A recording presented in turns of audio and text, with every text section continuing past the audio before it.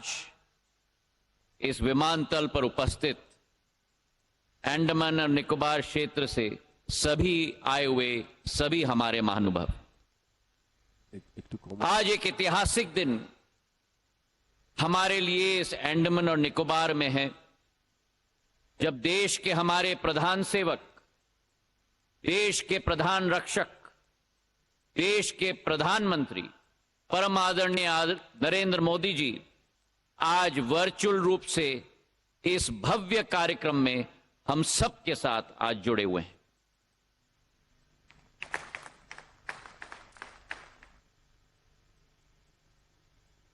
अंडमान और निकोबार, यह अतिशयोक्ति नहीं होगी अगर हम कहें कि हिंद महासागर का सबसे सुनहरे मोतियों में से सबसे सुंदर मोती अगर है तो अंडमान और निकोबार महाद्वीप है। और इतिहास के कई पल इस महाद्वीप ने देखे हैं।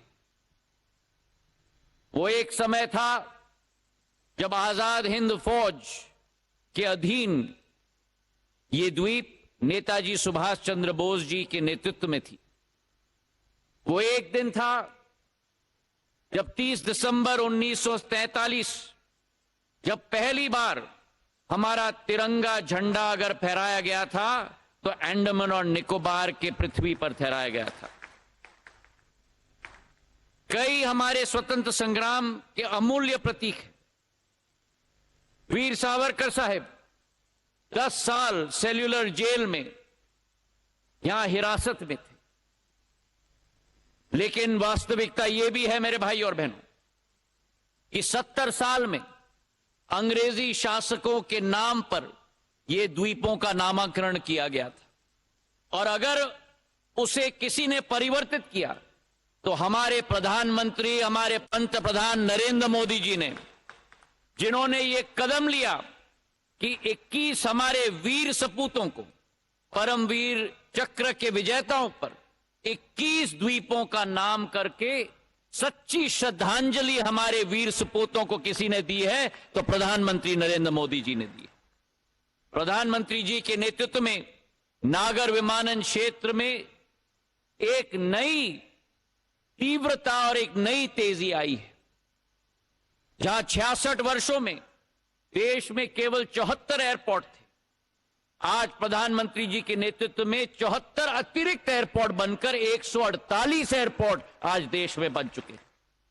जहां देश में केवल 2013-14 में 6 करोड़ घरेलू यात्री थे, आज उसी भारत में 14.5 घरेलू यात्री, मतलब 130% की वृद्धि हुई है।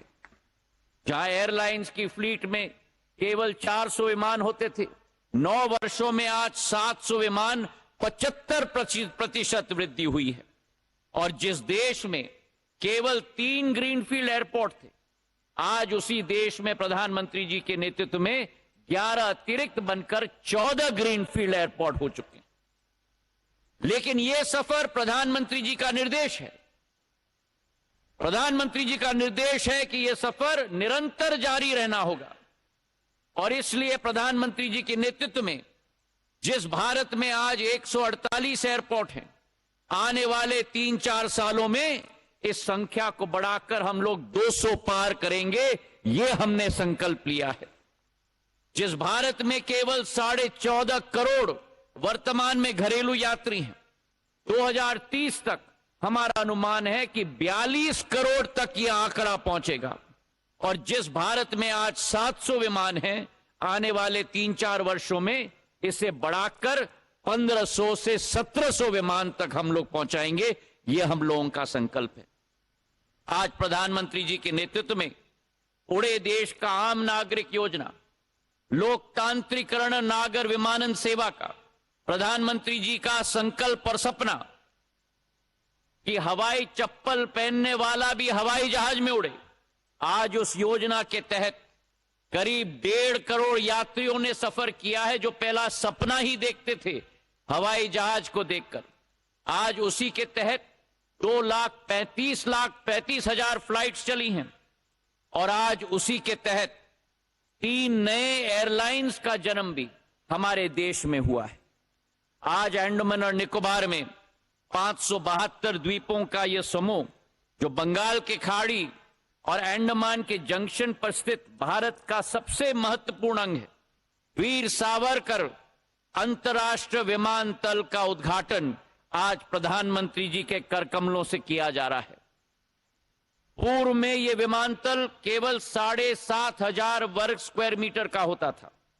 आज इसे बढ़ाकर 5 गुना 40,000 वर्ग स्क्वायर मीटर का विमानतल का उद्घाटन प्रधानमंत्री जी से किया जा रहा है। जहां 300 यात्रियों की क्षमता होती थी, आज 1200 यात्री प्रति घंटा की क्षमता के आधार पर यह महत्वपूर्ण विमानतल का उद्घाटन हो रहा है। और उसी के तहत जो प्रधानमंत्री जी की सोच और विचारधारा सदैव रही है, vocal for local, Andaman and Nicobar की अतुल्य बायोडाइवर्सिटी को भी स्थान इस विमानतल में दिया गया है। ऑयस्टर के आकार में यह विमानतल बनाया गया है और इस तरीके से डिजाइन किया गया है कि दिन के समय में लाइटिंग की जरूरत नहीं होगी। सूर्य के प्रकाश की रोशनी के आधार पर ही यह विमानतल प्रकाशित होगा। हमारे क्षेत्र में सस्टेनेबिलिटी के आधार पर भी इस विमानतल में double insulated proofing system, LED lighting, rain water catchment, solar water plant, और इसी के साथ साथ हमारा अनुमान है कि हमारे इस विमानतल के आधार पर हमारे पर्यटन के क्षेत्र में, हमारे अधोसंरचना में, हमारी आर्थिक गति में नई एक वृद्धि आएगी। प्रधानमंत्री जी की सदैव यह संकल्प रही है कि अंडमान और निकोबार में अधोसंरचना बढ़नी चाहिए। केवल यह विमानतल नहीं, लेकिन इसके अतिरिक्त 3 अतिरिक्त विमानतल शिवपुर में, कार निकोबार में, कैंपल बे में भारत सरकार के द्वारा स्थापित होने जा रहा है। और उसी के साथ 4 वाटरड्रोम शहीद द्वीप में, शहीद द्वीप के साथ साथ हमारे स्वराज द्वीप में, आइलैंड में और पोर्ट ब्लेयर में 108 से 150 करोड़ कुल मिलाकर ये निवेश हमारे क्षेत्र में किया जा रहा है। प्रधानमंत्री जी के नेतृत्व में जो सोच और विचारधारा है भारतीय जनता पार्टी की, सेवा की, सुशासन की और गरीब कल्याण की, उसके प्रति हम सब समर्पित हैं। और जो 9 वर्षों में काम हुआ है, ये आने वाले कई सदियों को इसका लाभ मिलेगा, इसका हमें पूरा विश्वास है।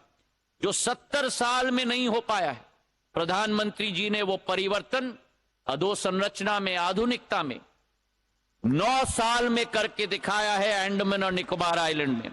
और हमें पूरा विश्वास है कि आने वाले समय में ये द्वीप समूह का गेटवे जो पोर्ट ब्लेयर है, रोजगार के लिए, शिक्षा के लिए और निवेश का गेटवे बनेगा।